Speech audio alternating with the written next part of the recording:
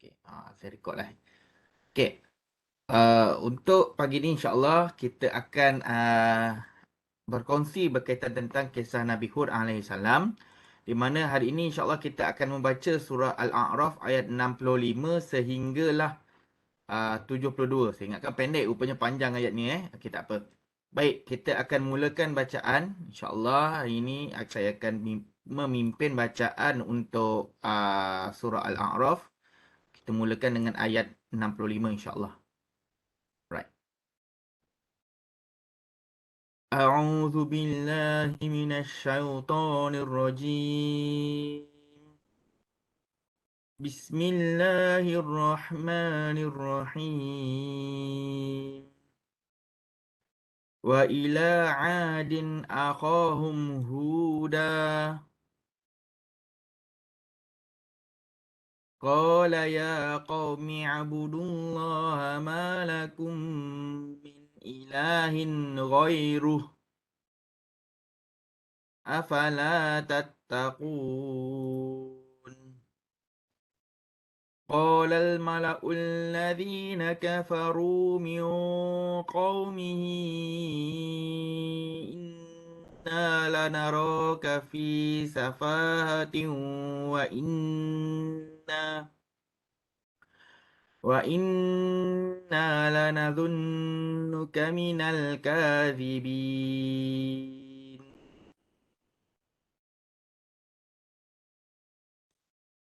قال يا قوم ليس بي سفاهة ولكني رسول من رب العالمين.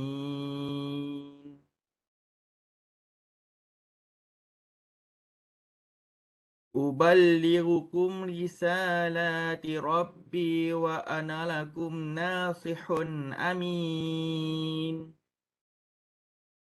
أوعجبتم أن جاءكم ذكر من ربكم على رجل منكم لينذركم واذكروا إذ جعلكم خلفاء من بعد قوم نوح وزادكم في الخلق بسطة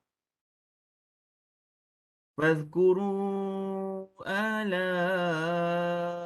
الله لعلكم تفلحون. قالوا أجئتنا لنعبد الله وحده ونذر ما كان يعبد آباؤنا فأتنا بما تعدنا إن كنت من الصادقين.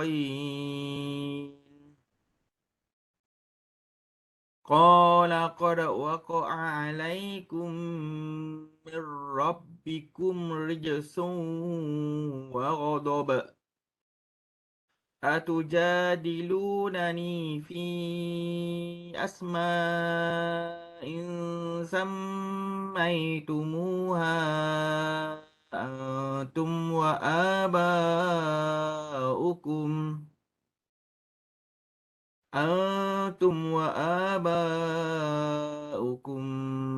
ما نزل الله بها من سلطان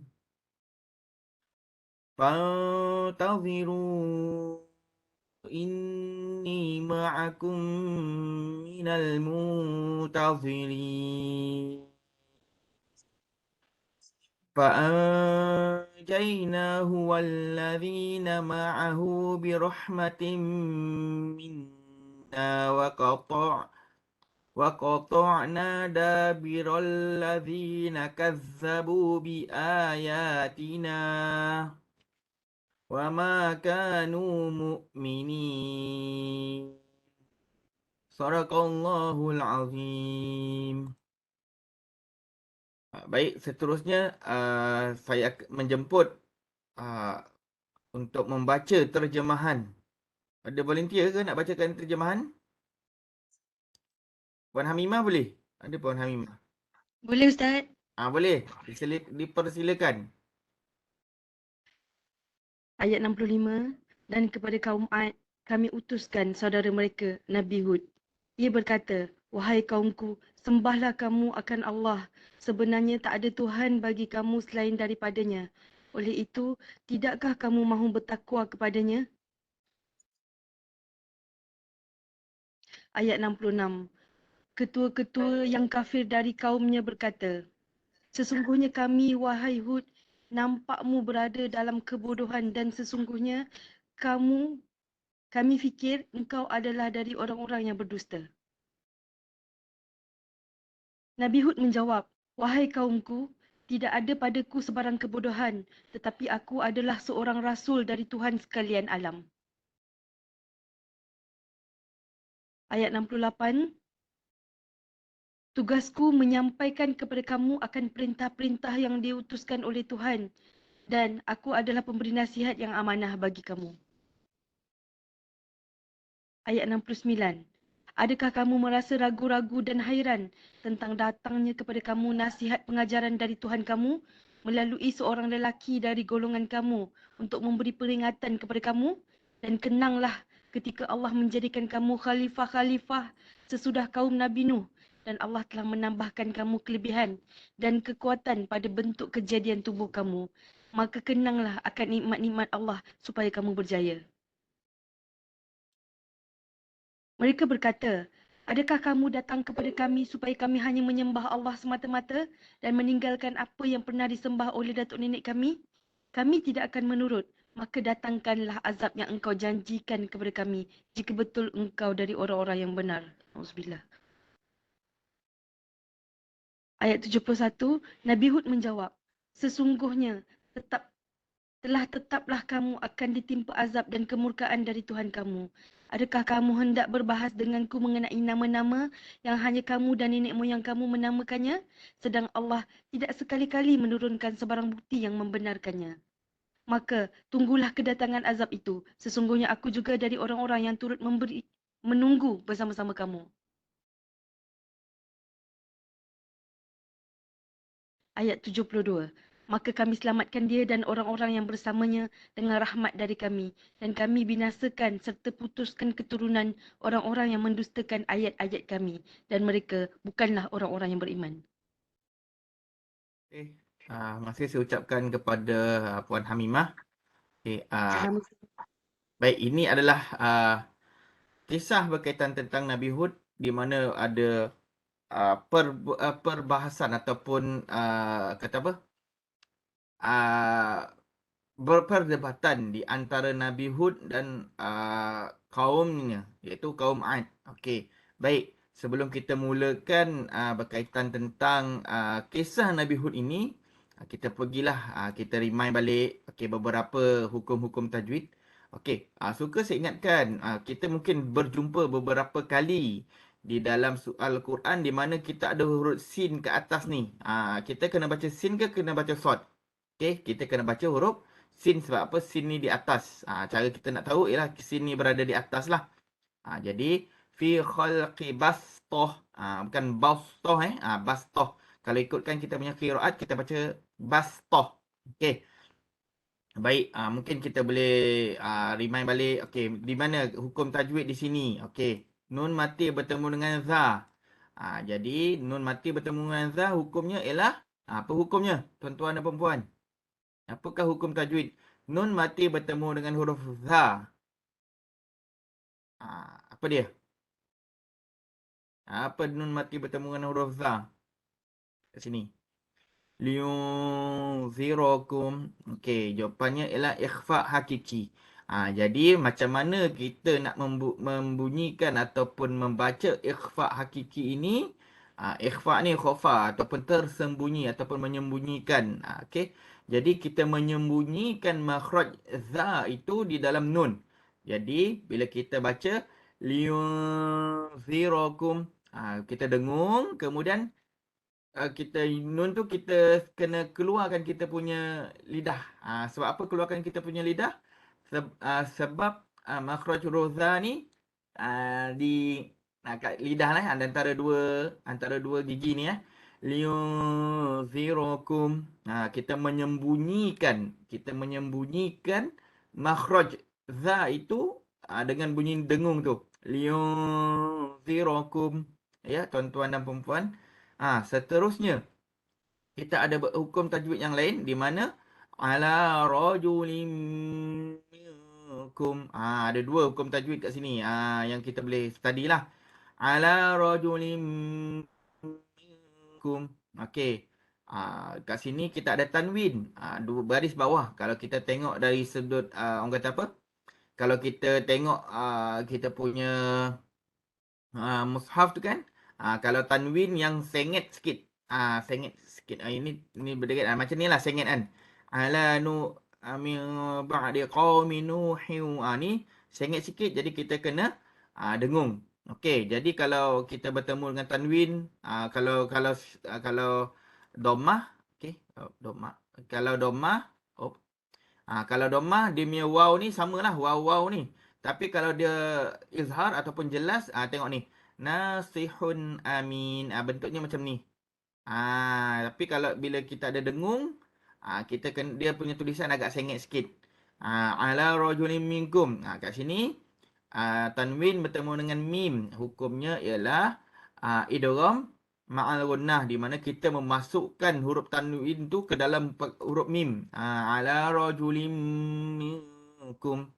Sama juga mim nun mati bertemu dengan kaf. Jadi kita masukkan makhraj kaf ni dalam huruf dengung tu.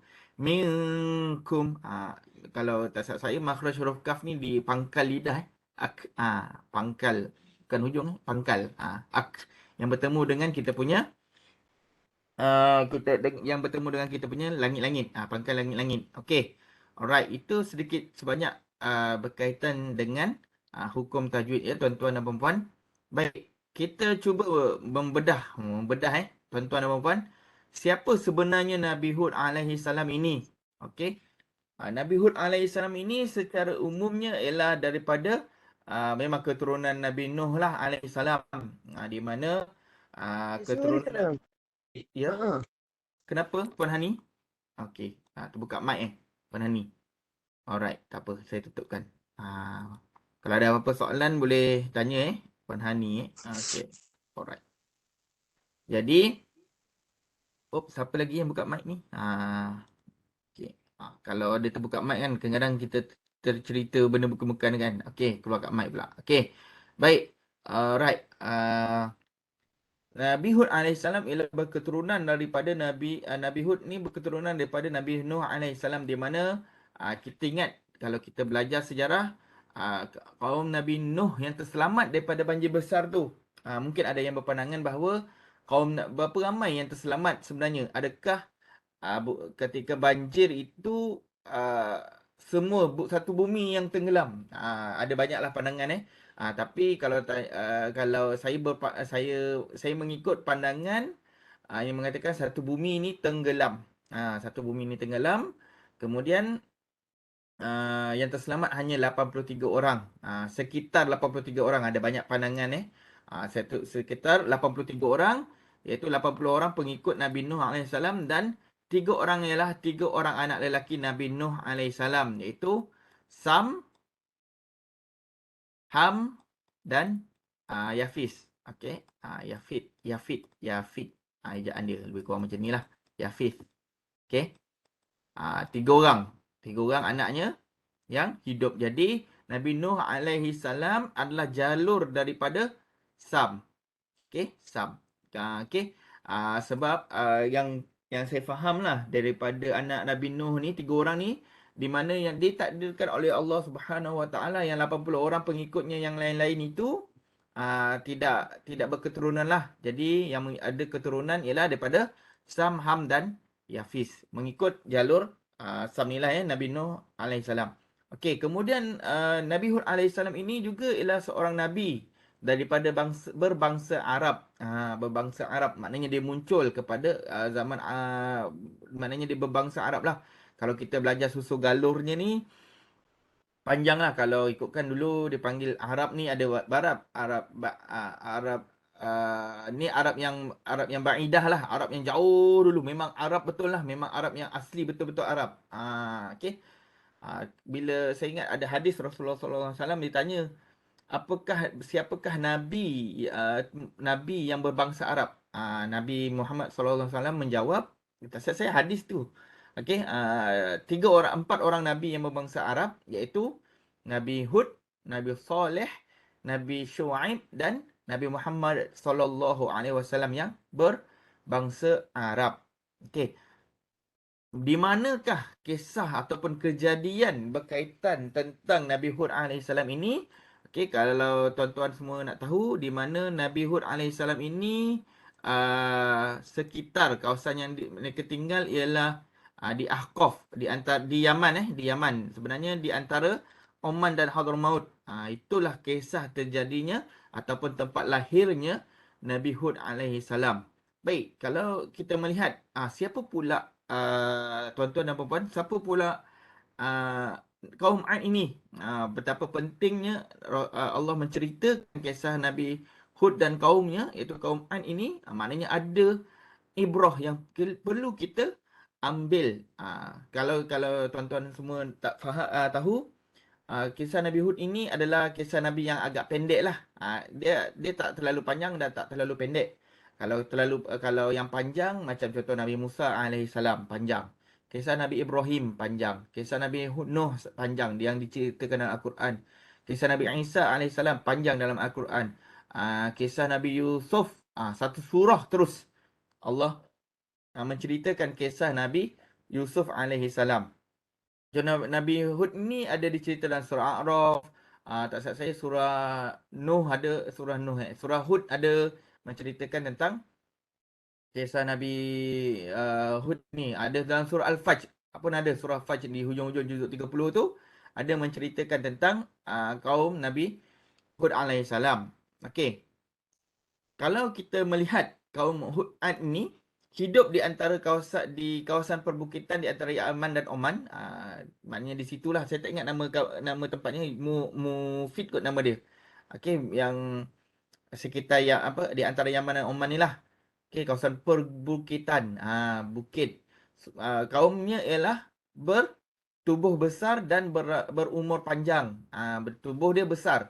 Kalau kita ada juga dulu macam viral lah, tuan-tuan dan puan-puan semua mungkin pernah tengoklah gambar. Saya cuba cari gambar tu semalam, tapi saya tak jumpa dia punya gambar tu lah. Tapi ada yang kata gambar tu fake. Fake lah dan sebagainya lah. Tapi seperti kita ambil lah dalil ataupun bukti yang jelas di mana di dalam Al-Quran dinyatakan bahawa kaum An ini bertubuh besar. Kalau kita tengok dalam dalam ayat yang kalau kita tengok ayat yang ke berapa yang okey, jap, mana tadi saya jumpa dia punya perkataan dia. Dia mengatakan dia ni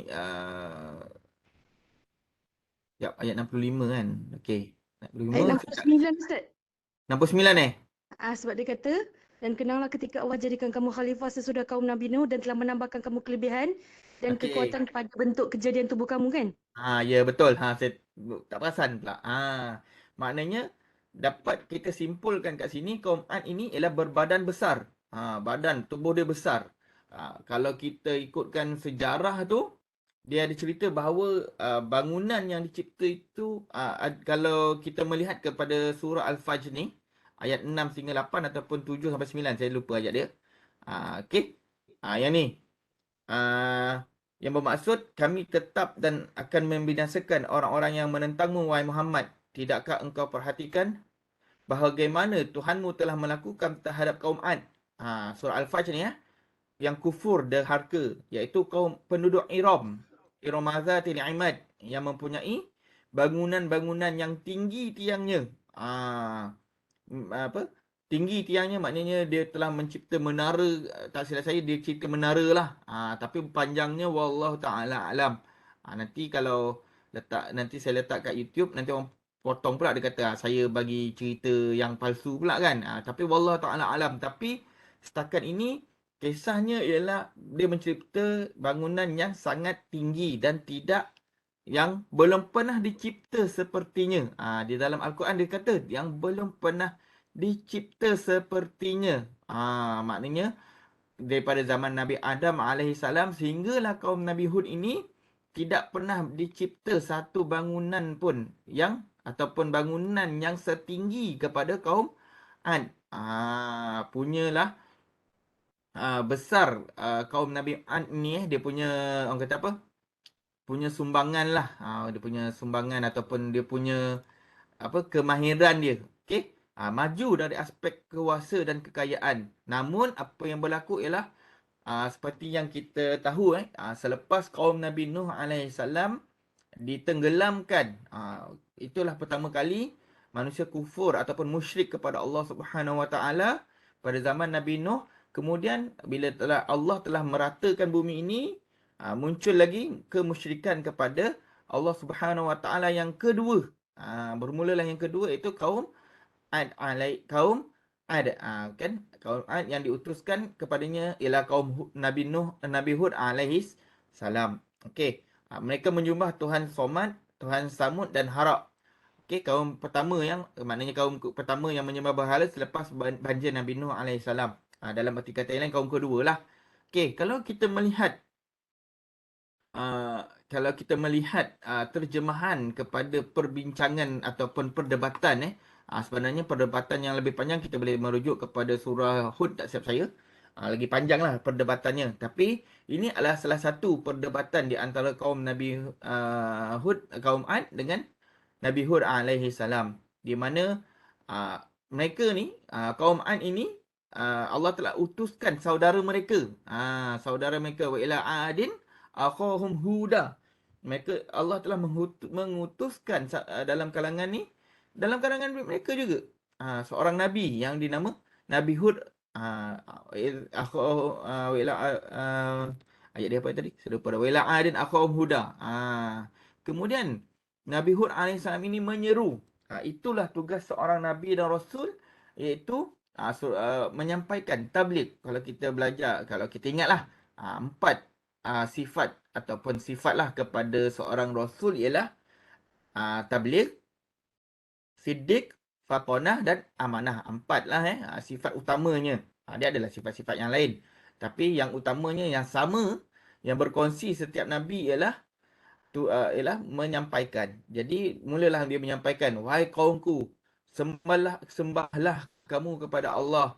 Sebenarnya tak ada Tuhan bagi kamu selain daripadanya. Oleh itu tidakkah kamu mahu bertakwa kepadanya? Jadi sembahlah Allah ini mula dah sejak zaman Nabi Nuh alaihissalam. Yang apa yang saya fahamlah, zaman Nabi Adam alaihissalam tidak berlaku lagi kemusyrikan. Kemudian Nabi Idris tidak lagi berlaku, tapi bermula zaman Nabi Nuh berlaku dah musyrik ni. Kemudian dilanjutkan pula kepada zaman Nabi Hud alaihissalam selepas lama tempohnya di antara zaman Nabi Nuh dengan Nabi Hud ni, kalau tak silap saya ada lebih kurang 7 ataupun 6 ke 7 generasi lah. Maknanya dianggarkan mungkin dalam 1000 tahun, okey, generasi di antara sampainya zaman Nabi Hud alaihissalam dengan Nabi Nuh. Mungkin 500 tahun macam itulah sekitarnya kan. Sebab kajian menunjukkan bahawa Nabi Nuh alaihissalam itu banjirnya sekitar pada 5000 BC kot. 5000 BC kan. Maknanya kalau Nabi Nuh ini mungkin, Nabi Hud ni mungkin dalam 4000 BC. Maknanya sebelum tahun Masih lah. Okey, jadi pesan sembahlah Allah. Sembahlah Allah, berimanlah kepada Allah, bertakwalah kepada Allah. Tapi biasalah, semua rasul kebanyakan rasul menghadapi tentangan daripada kaumnya. Kalau kita telusuri zaman Nabi Muhammad sallallahu alaihi wasallam juga menghadapi tentangan daripada kaum Quraisy. Biasalah kita nak menyampaikan kebenaran ini mesti akan dapat penentangan. Dapat pula kalau kita melihat kepada sirah Rasulullah sallallahu alaihi wasallam, tentangan daripada bapa saudaranya, okey, Abu Lahab, dan kemudian ada tapi dapat sokongan daripada rakan-rakan sahabat-sahabat yang hebat seperti Sayyidina Abu Bakar As-Siddiq, antara sahabat Rasulullah sallallahu alaihi wasallam yang hebat ya. Tapi dalam kisah Nabi Hud ini tidak diceritakanlah siapakah nama sahabat-sahabatnya. Okey. Kaum-kaumnya, ketua-ketua kafir dari kaumnya berkata, sesungguhnya kami, wahai Hud, nampakmu berada dalam kebodohan dan sesungguhnya kami fikir engkau adalah orang-orang yang berdusta. Sebab apa? Mereka berdusta melihat kepada apa? Tiba-tiba kita menyeru kepada Allah Subhanahu Wa Taala. Jadi dia pun katalah, ketua-ketua ni kata berada dalam kebodohan. Sebab apa? Mereka ni cerdik pandai cerdik pandai. Jadi bila cerdik ada yang lupa kepada tentang kewujudan ataupun lupa tentang kekuasaan Allah sebab mereka merasakan mereka ni cerdik, mampu bina saliran air yang hebat, buat rumah. Tak silap ada juga ahli serajawan berkata mereka membina rumah daripada bukit. Bukit itu ditarah menjadi rumah. Bukit itu ditarah ataupun diukir menjadi rumah. Kita rumah 2 tingkat pun dah comment action Jadi itulah yang berlaku mereka mengukir bukit menjadi rumah. Dia tak buat rumah tapi dia ukir bukit tu menjadi rumah. Punyalah hebat teknologi ni pada zaman Nabi Hud alaihissalam. Kemudian Nabi Hud menjawab, okey, wahai kaumku, tidak ada padaku sebarang kebodohan, tapi aku adalah seorang rasul dan dari Tuhan sekalian alam. Sebab apa? Ciri-ciri seorang rasul merupakan seorang yang fatonah lah, cerdik. Sebab apa? Rasul ini ditakdirkan ataupun tidak hanya menyampaikan dan boleh menjadi seorang pemimpin. Jadi nak menjadi seorang pemimpin, kita tidak boleh melantik pemimpin dari kalangan orang yang tidak cerdik. Biasanya memanglah kita kena meminta melantik pemimpin ataupun pemimpinlah, ketua kita dari golongan orang-orang yang cerdik supaya apa? Mereka nak memimpin kita. Jadi dia nak merangka strategi. Jadi perlulah seorang yang cerdik ya tuan-tuan dan puan-puan. Baik. Tugasku menyampaikan kepada kamu. Maknanya tadi dia dah cerita. Tidak ada sebarang kebodohan. Maknanya dia ada sifat fatonah. Dan kita ada menyampaikan. Tabligh. Menyampaikan kepada kamu akan perintah-perintah Allah. Okey. Tuhanku dan aku adalah pemberi nasihat yang amanah. Pemberi nasihat yang amanah. Maknanya kat sini amanah. Kita tengok ada 3 sifat Rasul yang diceritakan dalam kisah Nabi Hud ini. Baik tuan-tuan dan puan-puan, kita melihat 69 antara hujah yang diberikan oleh kaum Nabi Hud ini kepada kaum An ini kepada Nabi Hud ialah mereka mempertikaikanlah kenapa seorang Nabi ini mestilah adalah seorang manusia dan lelaki. Tidak ada Nabi perempuan seorang lelaki dan manusia. Ada hikmahnya Allah mengutus dalam kalangan manusia itu seorang Rasul. Antara hikmahnya ialah kalau melantik malaikat, disembah malaikat pula kan. Jadi antara hikmahnya ialah Rasul manusia. Sebab manusia ialah manusia mempunyai akal. Kalau kita melantik malaikat dia tidak mempunyai nafsu. Tapi manusia ini dia ada nafsu, dia ada akal. Jadi itulah yang antara hikmahnya kenapa Allah mengurniakan ataupun mengutuskan Rasul itu merupakan seorang manusia. Dia mempertikaikan tentang Nabi Hud alaihissalam. Maknanya kat sini pun dia dah ungkit dah. Okay, kenanglah ketika Allah menjadikan kamu khalifah selepas kaum Nabi Nuh. Maknanya kaum Nabi Nuh ini dia menceritakan kembali lah. Dia mengungkit ataupun dia menceritakan kembali tentang apa yang dah berlaku. Rasanya tak jauh pun mungkin ada dalam kalangan mereka disebabkan mereka berumur panjang sempat melihat ataupun sempat bersama ataupun keturunan-keturunan mereka, tok nenek mereka yang menceritakan tentang banjir besar Nabi Nuh alaihissalam. Kalau kita melihat kepada agama-agama lain sekalipun, ada mereka menceritakan tentang banjir besar kaum Nabi Nuh ini dalam kitab dalam agama Kristian. Mereka mempercayai kisah banjir besar. Kalau tak salah saya, Hindu dan Buddha pun ada menceritakan tentang banjir Nabi Nuh alaihissalam ini. Okey, biasalah bila Allah dah kurniakan manusia-manusia ini kufur ataupun leka. Jadi mereka mengejek Nabi Hud alaihissalam ini. Adakah engkau datang kepada kami supaya kami hanya menyembah Allah semata-mata? Okey, sama juga dengan kisah Nabi Muhammad sallallahu alaihi wasallam, di mana apabila Allah memerintahkan Nabi Muhammad sallallahu alaihi wasallam untuk menyampaikan dakwah kepada kaum musyrikin ataupun kaum musyrikin di Mekah, tengok betapa lancangnya mulut Abu Lahab, di mana Abu Lahab tak silap saya, okey, yang mengatakan, adakah engkau mengumpulkan kami hanya semata-mata untuk menyuruh kepada Allah, menyembah Allah, kata bazir masa dia dan sebagainya, baru dikumpulkan. Sama je. Sebab apa? Sejarah itu, orang kata apa? Sejarah itu sentiasa berulang lah. Sejarah itu berulang. Jadi kita, bila sejarah sentiasa berulang, jadi kita ambillah iktibar daripada kisah-kisahnya. Okey.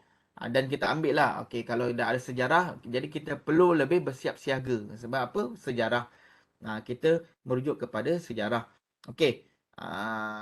Okey, maka datangkanlah azab yang engkau janjikan kepada kami jika betul engkau orang-orang yang benar.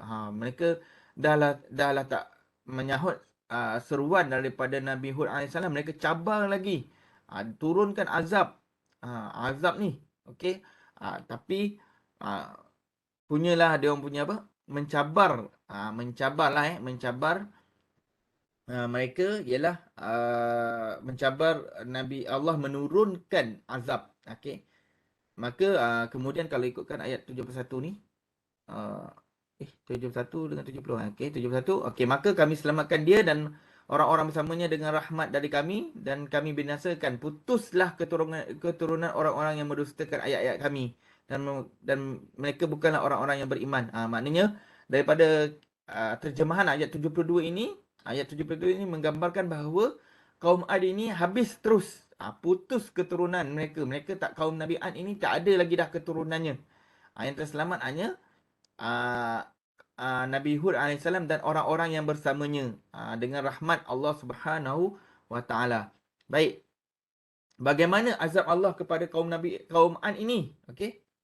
Pertamanya dia ada pusaran udara. Ada pusaran udara. Kalau saya merujuk kitab sirah, dia ada pusaran udara. Kemudian matahari terik sehingga terbakar pasir di padang pasir. Punya panas. Allah memberikan azab mereka. Kemudian cuaca panas itu bertukar menjadi sejuk dan angin kuat. Mula-mula mereka melihat, oh, ada awan, insya-Allah, bila ada awan, hujan akan turun. Namun apa yang berlaku ialah ribut taufan selama 8 hari 7 malam. Hampir seminggu lah, lebih daripada seminggu. Di mana Allah mengazab kaum Ad ini. Jadi inilah yang berlaku kepada kaum Nabi Ad, kaum Ad, umat kepada Nabi Hud alaihi salam. Jadi kisah Nabi Hud ini tidak panjang, ada beberapa surah. Jadi antara ibrah ataupun apa yang kita dapat kat sini ialah manusia ni, bila Allah kurniakan kelebihan, janganlah sesekali kita kufur.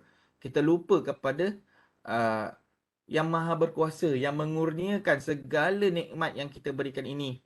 Kalaupun mungkin kita rasa, alamak, nikmat saya dapat hari ini sikit, makan tak ada, semua tak ada. Tapi kita perlu juga bersyukur kerana Allah mengurniakan kita kesihatan. Mungkin ramai saudara mara kita, orang-orang di sekitar kita tu menghadapi masalah kesihatan. Tapi kita diberikan kesihatan, kesihatan, datang ke pejabat, melakukan tugasan dan sebagainya, menunaikan amanah yang diberikan kepada kita itu. Itu juga adalah salah satu nikmat. Jangan nikmat kata, oh, saya rumah 2 tingkat. Nikmat saya, itulah nikmatnya rezeki Allah bagi. Tidak, tidak itu sahaja. Tidak terhad. Kita bernafas hari ini pun, kita bangun pagi, kita diajar membaca doa. Alhamdulillahillazi ahyana ba'dama amatana wa ilaihin nusyur. Maknanya kita mengucapkan kesyukuran kepada Allah Subhanahu wa taala, dikurniakan kesihatan dan mampu bernafas, mampu pergi bekerja dan sebagainya. Okey.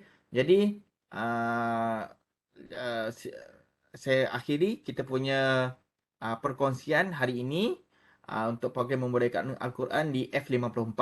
Jadi jangan lupa isi kehadiran, link kehadiran, dan ada apa soalan? Okey. Ustaz. Okey, tiada Okey, jadi terima kasih kepada pihak penganjur. Jadi insya-Allah minggu hadapan kita akan sambung lagi. Mungkin kita akan buat kisah Nabi Soleh alaihi salam.